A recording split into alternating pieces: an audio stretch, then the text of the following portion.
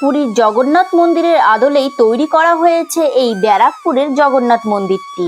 মন্দিরটি প্রায় 200 বছর পুরনো হলেও আজও এই মন্দিরটি অনেকের কাছেই অজানা। মন্দিরের ভেতরে প্রবেশ করলেই তোমরা দেখতে পাবে জগন্নাথ দেব ছাড়া অন্যান্য দেবদেবতারও বিগ্রহ।